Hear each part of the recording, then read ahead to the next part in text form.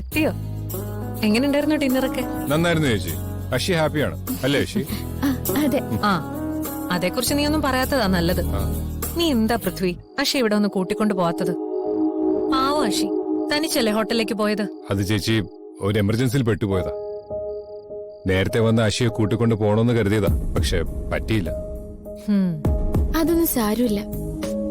അത്രയും തിരക്കുണ്ടായിട്ടും Valentine's day celebrate ചെയ്യാൻ പൃഥ്വി വന്നല്ലോ. എനിക്ക് അത്രയും മതി. ഞാൻ ഹാപ്പിയാ. കണ്ടോ നിന്നെ എത്രമാത്രം അഷിമോള് മനസ്സിലാക്കുന്നുണ്ടെന്ന്. അപ്പൊ ഇവക്ക് വിഷമം ഉണ്ടാകാതെ നോക്കേണ്ടത് നിന്റെ കടമയാ. ഞാൻ ശ്രദ്ധിച്ചോളാം ചേച്ചി. നിങ്ങൾ രണ്ടുപേരും ഹാപ്പി ആണല്ലോ, എനിക്കത് മതി. ഹാപ്പി ആയിരുന്നു. അപ്പോഴാ അമ്മ വിളിച്ചത്.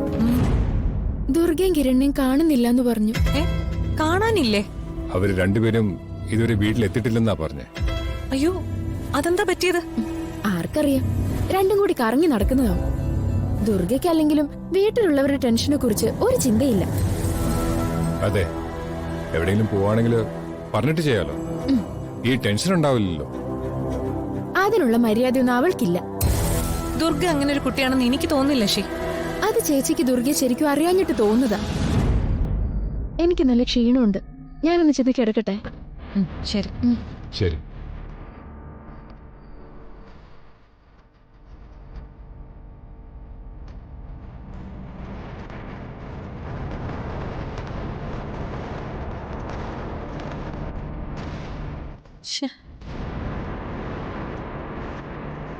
Phone connect ആവുന്നില്ലല്ലോ.